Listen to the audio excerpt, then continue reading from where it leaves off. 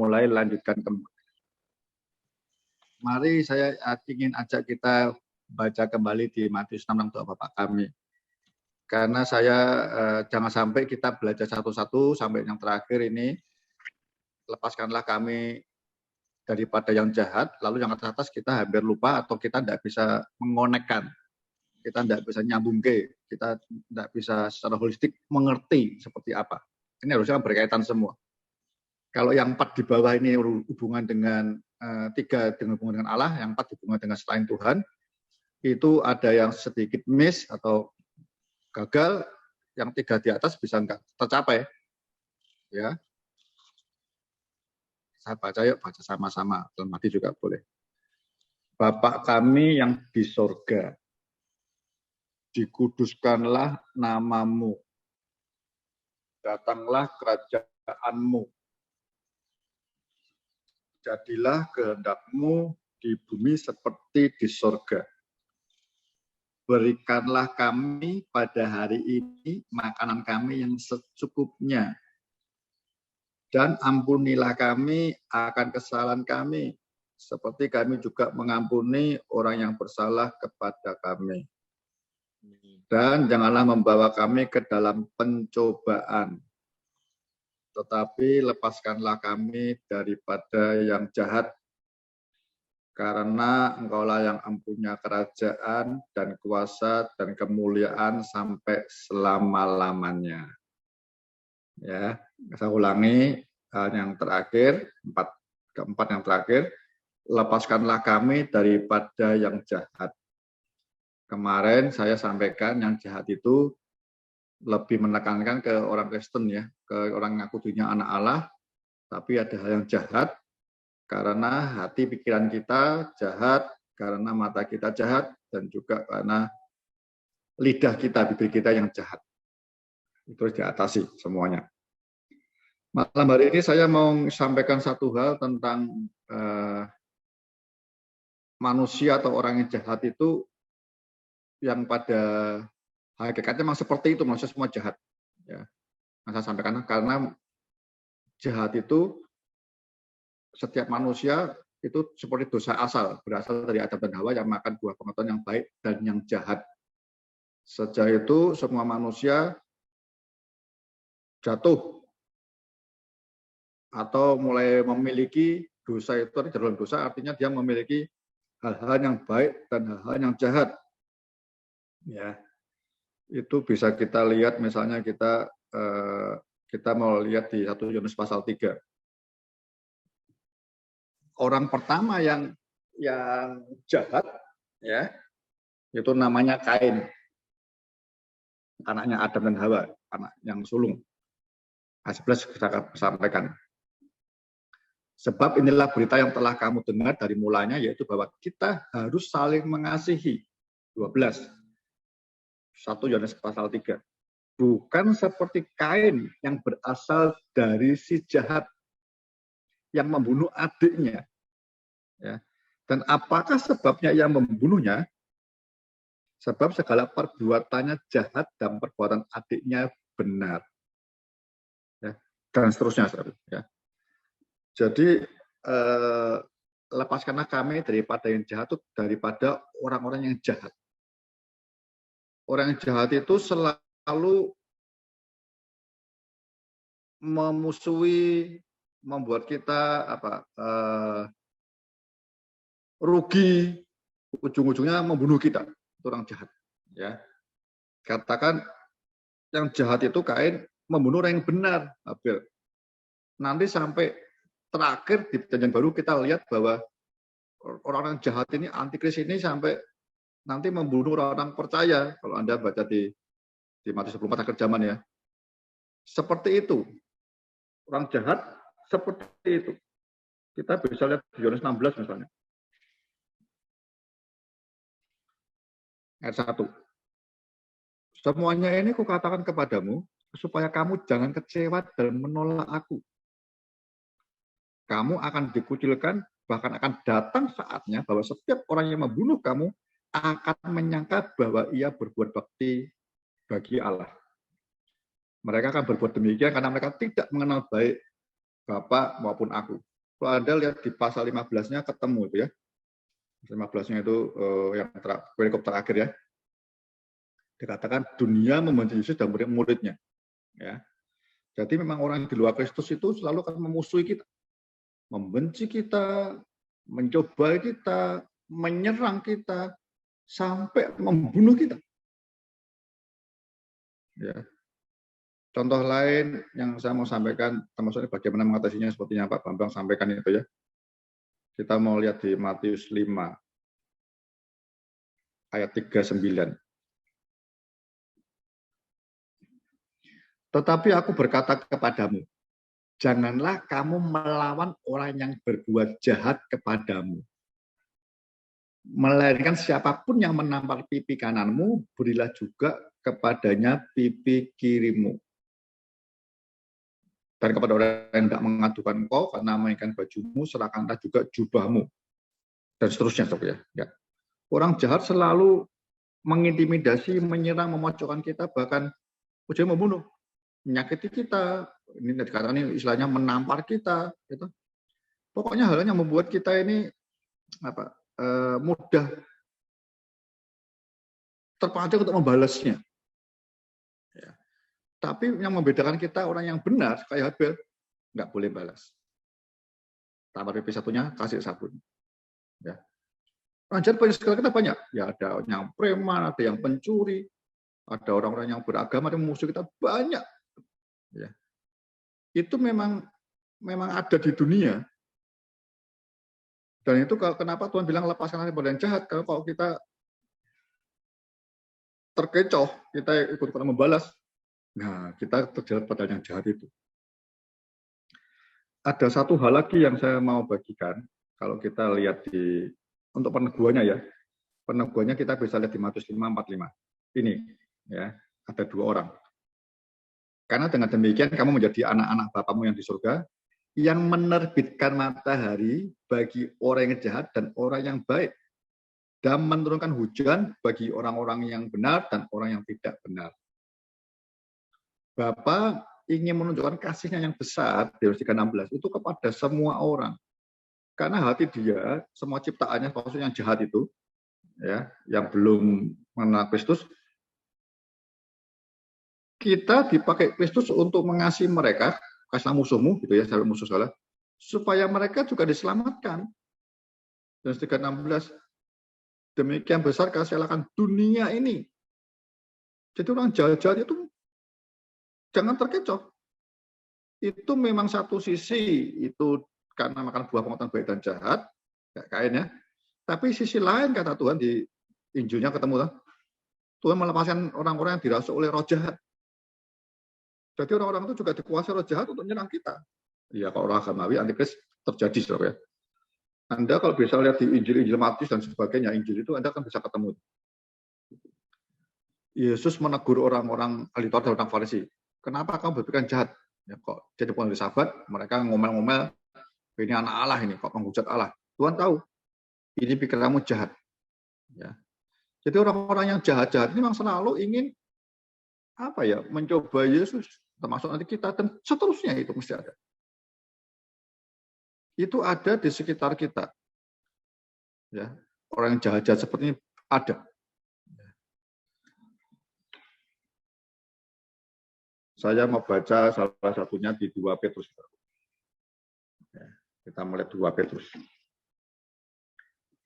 2 Petrus itu ini panjang betul, 2 Petrus 2, ya. Nabi-nabi dan guru-guru yang palsu.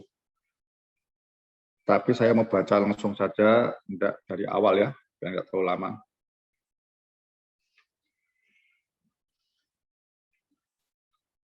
Mulai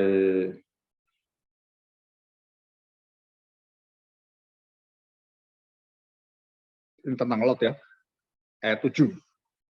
2 Petrus 2 ayat 7.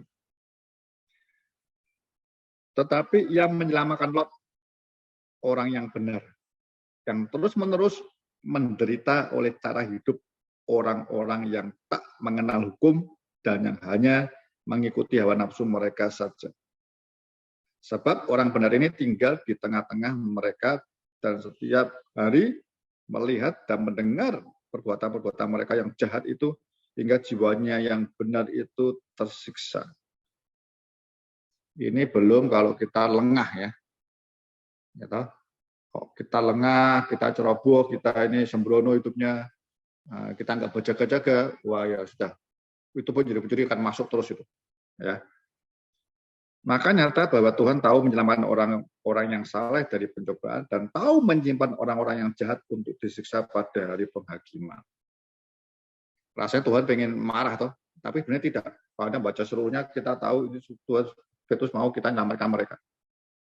Terutama, tapi Petrus jelasin ini, terutama mereka yang menurut hawa nafsunya karena ingin menyemarkan diri dan menghina permintaan Allah. Mereka begitu berani dan angkuh. Ini jadi orang-orang jahat ya, sehingga tidak segan-segan menghujat kemuliaan. Pada malaikat-malaikat sendiri, seterusnya ada ayat 12. Tetapi mereka ini sama dengan hewan yang tidak berakal, sama dengan binatang yang hanya dilahirkan untuk ditangkap dan dimusnahkan. Mereka menghujat apa yang tidak mereka ketahui, sehingga oleh perbuatan-perbuatan yang jahat mereka sendiri akan binasa seperti binatang liar dan akan mengalami nasib yang buruk sebagai upah kejahatan mereka. Berfoya-foya pada siang hari, mereka anggap kenikmatan. Mereka adalah kotoran dan noda yang mabuk dalam hawa nafsu mereka kalau mereka duduk makan mau minum bersama dengan kamu, ya. Kok kita kembali mereka itu noda, kita harus menjauhkan. Mata mereka penuh nafsu zina dan mereka tidak pernah jemu berbuat dosa. Mereka memikat orang-orang yang lemah. Nah ini dia. Hati mereka telah terlatih dalam keserakahan. Mereka adalah orang-orang yang terkutuk. Lihat ya. Jadi nasihatnya kita jangan lemah. Ya, kalau kita ikut daging lemah, kita ikut perbuatannya, ikut berdosa sama-sama. Ya. Oleh karena mereka telah meninggalkan jalan yang benar, maka tersesatlah mereka lalu mengikuti jalan Bileam. Yesusnya ya. Saya baca lagi ayat yang ke-18. Sebab mereka mengucapkan kata-kata yang congkak dan hampa dan mempergunakan hawa nafsu cabul untuk memikat orang-orang yang baru saja melepaskan diri dari mereka yang hidup dalam kesesatan. Mereka menjadikan kemerdekaan kepada orang lain, padahal mereka sendiri adalah hamba-hamba kebinasaan. Karena siapa yang dikalahkan orang, ya adalah hamba orang itu. Dan seterusnya. Ya. Karena dia baca di pasal 2 bagus. Ini saudara ya. Yang kedua lihat. Mereka itu memikat atau menjebak atau mencobai ya orang jahat ini orang-orang yang baru bertobat, lahir baru.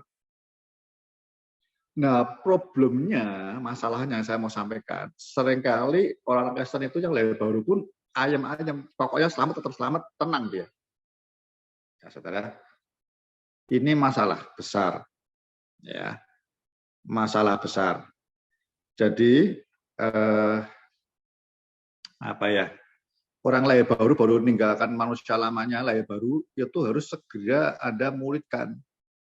Karena sebenarnya paketnya misi itu bukan hanya memberitakan Injil, tapi jadikan semua bangsa murid Kristus. Jadi Anda tidak sekedar penginjil, tapi Anda harus sekaligus jadi mentornya, pembimbingnya, pemuridnya. Itu penting sekali. Kenapa banyak orang tadi katakan yang lemah, ditipu, yang lahir baru? Karena memang mereka anak-anak. Ya. Anak-anak. Ya. Kalau Anda lihat di ini dia. Ya. Kalau kita mau lihat di Lukas 11 ya. Saya baca ya. Ini hati-hati ya. Lukas 11 yang saya mau baca 11 mulai. Bapak manakah di antara kamu jika anaknya minta ikan daripadanya akan memberikan ular kepada anaknya itu ganti ikan? Atau jika ia minta telur akan memberikan kepadanya kalajengking? Jadi jika kamu yang jahat, maksudnya bapak di dunia jahat ya, tahu memberi pemberian yang baik kepada anak-anakmu, iya ya, pemberian yang baik itu termasuk jahat. Apalagi bapakmu yang di surga. Ia akan memberikan Roh Kudus kepada mereka yang meminta kepadanya. Saudara lihat ya. Ini termasuk di Matius 7 konteksnya juga di sini konteksnya nabi palsu. Tapi sebenarnya orang jahat itu tidak sekedar nabi palsu. Seorang ayah, ya, papa. Kalau Anda sebagai ayah punya anak, ya, kalau Anda hanya mengajarkan hal-hal yang sehari-hari, makan, minum, pakaian, ya, hanya roti, Anda tidak mencukupi hal yang sehari-hari ini, ya, kebutuhan jasmani tok, tanpa memberitahukan Roh Kudus, itu perkara yang kekal, perkara kebenaran, ya, itu dikatakan kita ini ayah yang jahat. Ya. Kenapa? Anak-anak kita tidak dikuatkan, dia lemah, bisa kena orang-orang jahat ini. Ya. Orang berpendapat belum punya kekuatan, bisa kena. Saudara, apa ya? Ini perlu hati-hati menjelaskannya. Saudara perlu mengerti percaya sama Tuhan Yesus, jadi ngajarkan anak hal yang berkaitan firman Tuhan. Mereka dikuatkan baca Alkitab, renungan siang dan malam baik-baik, ya, belajar membaca firman, percaya Tuhan, berdoa, nyembah Tuhan lepas dari yang jahat, sekaligus menguatkan iman untuk dia bertumbuh dewasa. Kalau kita lihat di 1 Yohanes itu ya, 2, dari anak muda, bapak-bapak. Nah, ketika anak muda bertumbuh dari anak rohani menjadi anak muda, itu perintahnya suruh mengalahkan si jahat. Ya, kita lihat ya. Itu bagian, tidak cuma pendeta. Oh, pendeta itu kan masuk minggu sekali. Itu bagian kita. Hati-hati, saudara. Ya. Jadi lepas dari jahat itu awalnya ditolongin, dilepaskan, ditolongin. Tapi setelah itu anak-anak kita, atau yang kita muridkan, harus bisa mengalahkan. 1 Yohanes 2 ayat 2. Ayat 12 maksud saya. 1 Yohanes 2 ayat 12. Aku menulis kepada kamu, hai anak-anak, ini peroleh baru ya, sebab dosamu telah diampuni oleh karena namanya. Nama Kristus, ya, lahir baru, masih lemah. Aku menulis kepada kamu, hei bapak-bapak, karena kamu telah mengenal dia yang ada dari mulanya. Ini lompat dari anak ke bapak. Nah, tapi ada yang tengah. Aku menulis kepada kamu, hai orang-orang muda, karena kamu telah mengalahkan yang jahat. Ya, mengalahkan yang jahat. Ya. Jadi anak muda mengalahkan yang jahat. Seperti apa? Bawahnya lagi. Kamu menulis kepada kamu, aku menulis kepada kamu ya anak-anak, karena kamu mengenal Bapak. Aku menulis kepada kamu, hai bapak-bapak, karena kamu mengenal Dia yang ada dari mulanya, sama ya. Yang anak-anak tadi ditambahkan kenal Yesus, kenal Bapak, ya, karena jadi anak Allah diajari firman Tuhan, ya. Yesus selamatnya diajari bertumbuh. Nah, ini dia. Aku menulis kepada kamu, hai orang-orang muda. Nah, tengahnya ya. Karena kamu kuat dan firman Allah diam di dalam kamu dan kamu telah mengalahkan yang jahat. Wow. Ya. Ngerti, saudara, ya. Jadi betul pasal jahat itu selain ditolongnya dulu, didampingi anak-anak kita, anak-anak rohani kita didampingin, ya, diajak doa, Tuhan lepas dari jahat, tapi diajar dikasih makanan, firman Tuhan, supaya dia ngerti firman Tuhan, kuat, dan dia bisa mengalahkan yang jahat sendiri suatu saat, sehingga dia bisa tolong orang lain lagi, seperti prosesnya. Kalau kita lihat di Matius 13, yang permata anak penabur, ada firman yang jatuh di jalan. Nyata, ini begini pengertiannya. Ini firman jatuh di jalan ya. Kepada setiap orang yang mendengar firman tentang kerajaan surga, tetapi tidak mengertinya, datanglah si jahat merampas yang ditaburkan dalam hati orang itu. Itulah benih yang ditaburkan di pinggir jalan. Ini kompak ini ya. Orang yang jahat ya dibantu oleh roh jahat ya untuk membuat kita tadi yang dibuat putus ya. Kita lemah dan kita ini orang bertobat lemah sehingga kita bisa dikuasai, ditipu oleh dia ya, bila perlu masuk dalam kejahatannya. Gitu. Ini anak-anak rohani kita, termasuk anak kita ya, rohani kita, itu harus tidak cuma sekedar baca firman, tapi dimuridkan supaya dia mulai merenungkan dan mulai mengerti. Ini BSK ya, saudara. BSK nggak langsung sebenarnya ini bisa masa pemuridan. Ya.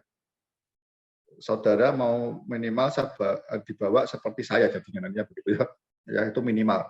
Syukur harusnya tujuannya belajar seperti Kristus. Ya. Anda diajar di BSK itu tadi untuk mengerti firman. Tujuannya apa? Tujuannya suatu saat kita bisa melakukan yang jahat. Tujuannya kita bisa berbuah. Tujuannya berbuah atau ini. Berbuah, benih itu tidak hilang, berbuah. Banyak orang kesem tes case-nya gampang. Saya berapa kali khotbah di mana-mana gitu ya. Sebenarnya khotbahnya belum saya tentang khotbah satu gereja gitu ya. Saya biasanya nanya begini, jemaat yang saya kasih dalam nama Yesus, dalam Kristus gitu ya, coba ingat-ingat nggak, apakah Anda ingat firman Tuhan minggu lalu? Nah, Bapak ingat itu, itu tidak semua jemaat bisa ingat minggu lalu apa. Bagaimana bisa ingat? Iya direnungkan, pulangnya langsung dilakukan, mesti ingat terus. Jatuh bangunnya jadi atau tidak itu nanti nomor 2. Tapi kita mau, Roh Kudus pasti menolong kita, mendorong kita untuk langsung segera melakukan firman yang kita dengar. Kalau belum melakukan, belum tanya dulu sampai ngerti dengan pendetanya atau dengan mentornya atau dengan ketua komselnya. Nanya ngerti, dibimbing bagaimana melakukannya. Karena ini supaya kita ini bisa ngalahkan yang jahat. Baik roh-roh jahat maupun orang-orang jahat di sekitar kita. Ngalahkannya bukan dengan perang, tidak. Ya, ngalahkannya dengan kasih, dengan kalau lihat di putus kontak nanti ya, atau di 1 Yohanes tadi, dengan perbuatan baik kita mengalahkan. Di Roma sama tuh, kalahkanlah kejahatan dengan kebaikan, kata Roma 15. Kalahkan mereka. Kebaikan itu buah roh kebaikan. Jadi orang anak-anak tidak bisa berbuah, dibimbing sudah dewasa melakukannya. Nah, melakukan firman yang jatuh bangun itu sampai suatu saat kita menang jadi habits, baru jadi karakter, itulah buah kita. Demikian saudara. Ya. Harusnya seperti itu. Satu lagi. Saya mau sekarang masuk di 2 Petrus sudah. Sekarang saya mau masuk di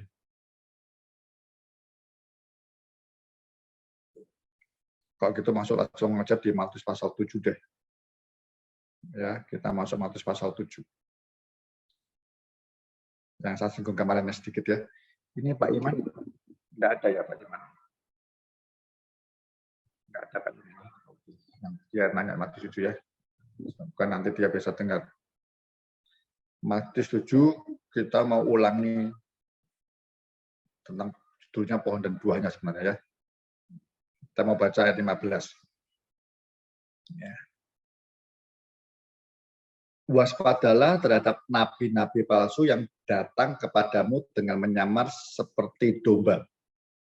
Tetapi sesungguhnya mereka adalah serigala yang buas. Dari buahnya lah kamu akan mengenal mereka. Dapatkah orang memetik buah anggur dari semak duri? Atau buah ara dari rumput duri? Demikianlah setiap pohon yang baik menghasilkan buah yang baik. Sedang pohon yang tidak baik menghasilkan buah yang tidak baik. Ya. Ini tidak baik itu bahasa aslinya sama dengan jahat, buruk. Ya. Buah yang jelek, yang buruk itu sama bahasa aslinya sama dengan yang jahat. Ya, bahasa Yunaninya. Tidak mungkin pohon yang baik itu menghasilkan buah yang tidak baik. Ataupun pohon yang tidak baik itu menghasilkan buah yang baik. Dan setiap pohon yang tidak menghasilkan buah yang baik pasti ditebang dan dibuang ke dalam api. Jadi dari buahnya lah kamu akan mengenal mereka. Ya. Nah, saya mau begini dulu. Jadi orang-orang yang jahat ini ya seringkali ya tidak sering lah. Kadang-kadang dia justru mau menjahati kita itu, ya, dia sampai menyamar seperti nabi palsu. Kenapa nabi di sini? Orang Yahudi tahu, nabi itu pemberita, pembawa firman Allah. Jadi orang jahat ini kepingin kayak Kain, pengen menguasai yang jahat. Gini, saudara ya. Ini nanti pertempurannya Kristus dan antikris. Ya. Jadi orang jahat itu lama-lama lihat kita iri. Kayak lihat Habel iri, toh. Ya. Orang jahat itu pasti kepingin apa ya? Ujungnya ya mengalahkan kita. Kalau Anda lihat di yang mata gelap itu ya, apa di 1 Yohanes jelas tuh. Itu orang-orang yang jahat itu memang tidak mau lihat terang. 1 Yohanes 3, 16, 17, 19, 20 itu ketemu tuh. Dia tidak mau lihat terang. Maunya yang suka gelapan, yang jahat itu dia suka. Jadi kalau lihat terang-terang benar, dia mau musuh terus. Ya. Caranya yang bahaya caranya ini, kalau Anda tidak ngerti firman Tuhan kuat, ya, orang-orang ini masuk ke dalam lingkungan sepertinya rohani atau agamawi tepatnya. Ya. Bahkan sampai mereka menyamar sebagai nabi, pembawa firman Allah, seperti pendeta, seperti mentor. Maaf ya, di bahasanya tadi di Lukas 11, ayah palsu juga banyak. Kalau Anda tidak mengajar Roh Kudus dengan benar, kita itu juga menampilkan Tuhan ke anak kita bisa keliru. Makanya belajar baik-baik, saudara. Ya. Firman dengan Roh Kudus akan menguraikan kita, akan memberi kita pengurapan untuk kita ngerti firman Allah dengan benar dan belajar dengan gembala atau dengan PSKD menolong kita semua. Ya. Kita harus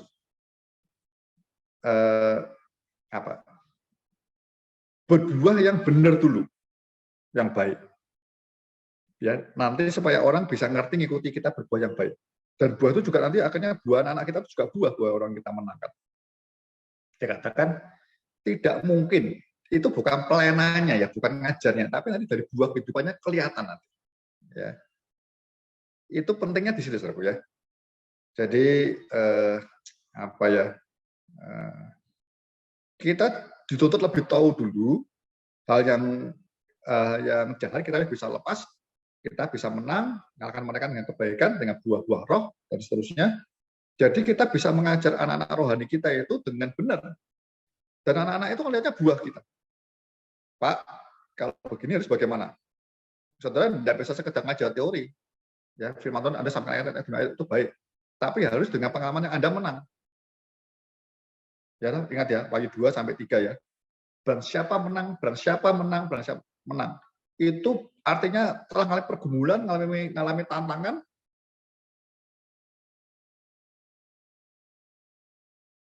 Itu buah. Kalau kita punya pengalaman menang seperti itu, nanti anak-anak rohani kita, anak-anak kita yang kita muridkan, ya, ayah rohani juga, itu melihat ada orang yang berani jalan yang jahat, menguasai terus, dia akan terus kok bisa menang terus. Terang itu berbuahkan kebaikan, keadilan, kebenaran. Mereka lihat orang yang baik, yang benar, yang adil, terus berjalan walaupun hidupnya sulit. Ya, karena orang jahat terus menggerogoti roh jahat, apalagi ya, antikris pengen menguasai, pengen kita. Tapi kita akan jalan terus. Jadi kenapa kita tiap kali saya khususnya praktek lakukan, lakukan. Karena kalau nggak lakukan, kita nggak pernah bisa berbuah. Kalau nggak bisa pernah berbuah, ya kita termasuk orang Kristen yang palsu nanti. Ayah palsu, bapak rohani palsu, kakak rohani palsu, pendeta dan sebagainya. Nanti orang yang kita bimbing, ini bahaya. Jalan baru betul, kita bimbing, lemah, dihabisin semua sampai jatuh. Pasti jatuh. Ya, hati-hati. Ini si jatuh betul-betul membuat kita nanti ujung-ujungnya kita nggak benar, salah mengerti, hilang kita, saudara. Ya. Lanjut ayat 21. Bukan setiap orang yang berseru kepadaku, Tuhan, Tuhan, akan masuk ke dalam kerajaan surga. Melainkan dia yang melakukan kehendak Bapakku yang di surga. Jadi pengajarannya sebenarnya begini. Nabi palsu juga bisa ngomong Tuhan, Tuhan. Ya. Tapi sesungguhnya dia tidak melakukan kehendak Bapa. Dia hanya agamawi, mau dilihat, dan dia punya motivasi ingin menguasai karena dia jahat. Pengen menguasai, pengen memiliki, pengen menghancurkan semua orang yang benar tadi, Kain dengan Habel. Sehingga nggak ada buahnya. Jabatannya sepertinya orang rohani. Ya, orang Kristen KTP gitu ya. Termasuk para pendeta ada. Kalau melakukan kehendak Bapa, mesti buahnya benar. Nah, karena pohonnya itu Kristus, kalau ngomong anggur ayat 15 ya, rantingnya kita. Kita harus mengeluarkan buah sesuai dengan pohonnya. Jadi kalau pohonnya kita induknya itu kita anak Allah, induknya Bapa, Kristus dan Roh Kudus atau kerajaan surga, mesti buah-buahnya buah-buah pertobatan. Tidak bisa tidak. Itu saudara kalau ada ngalami melakukan nanti ada, dan saya mengalami betul, wah ternyata kalah lagi. Nah, ketika hal seperti itu kita jengkel lagi, jatuh lagi, itu kita itu apa ya? Itu yang membuat kita bergairah. Percobaan jahat mau masai, tapi kita jatuh. Saya bilang ayo bahkan lagi, bertobatlah, jalan lagi. Nanti kita akan sampai tujuannya akhir menang. Karena firman itu kalau kita ranting ya, pokok anggur itu pokoknya yang punya akar dalam, dia yang nyupport kita dengan firman, itu unsur haranya ya, itu pupuknya, NPK-nya kata begitu, ngasih air supaya itu rantingnya kuat dan bisa berbuah. Air itu Roh Kudus. Jadi Yesus itu memberikan Roh Kudus dan firman Tuhan buat nyupport kita. Tujuannya berbuah dengan benar. Buahnya tentunya buah-buah roh. Nanti ujungnya supaya anak-anak kita, anak-anak rohani termasuk, lihat kita itu benar ini, nggak palsu. Termasuk bapak kita ini akhirnya kayaknya bukan ayah yang jahat, tapi ayah yang benar, ayah yang baik, memberikan Roh Kudus, hal yang berdampak kekal kepada anak-anak kita. Bukan hanya roti, bukan hanya makanan sehari-hari, kebutuhan yang hanya sementara di dunia, tidak. Ya. Pada hari terakhir banyak orang akan berseru kepadaku, Tuhan, Tuhan, bukankah kami pernah buat demi namamu dan mengusirkan demi namamu dan mengadakan banyak mujizat demi namamu juga? Pada waktu itulah aku akan berterus terang kepada mereka dan berkata, aku tidak pernah mengenal kamu. Karena memang palsu, pura-pura kenal Tuhan. Nyalah daripadaku kamu selalu pembuat kejahatan. Ya, kejahatan. Buah yang pohon yang baik, buahnya mesti baik. Kalau dia jahat, berarti pohonnya jahat. Kayak orang-orang Yahudi, Anda kalau lihat di Yohanes 6-8 tuh ya. Dia bilang, kami ini anak-anak Abraham. Yesus bilang, kalau anak-anak Abraham, kamu mesti ngerti aku, siapa aku. Karena aku dari Abraham. Janjinya dari keselamatan dari beberapa orang tuh saya. Lalu dia ngomong, aku anak Allah. Apalagi kalau anak Allah, mesti ngerti firman, ngerti Taurat. Aku dijanjikan anak Allah aku. Tapi kamu sebenarnya anak iblis, kata Yesus. Beribadah di bait Allah, tapi ternyata anak iblis. Iblis itu bapakmu, kata Yesus marah sama orang Yahudi. Karena engkau nggak tahu rencana Allah. Engkau nggak tahu firman akhir zaman apa aku turun jadi manusia dan seterusnya. Terima ini Mesias dijanjikan, dia tidak mau terima. Tapi orang-orang itu beribadah. Yang lebih ngeri yang ke zaman ini. Banyak orang pakai nama Yesus ya untuk bermujizat. Mungkin terjadi nama Yesusnya karena dia menghormati nama Yesusnya. Saya dengar ada satu teolog katakan, ini orang pendeta nggak benar, tapi kalau tiap kali KKN-nya bukan orang sakit semua sembuh. Tapi hidupnya nggak benar.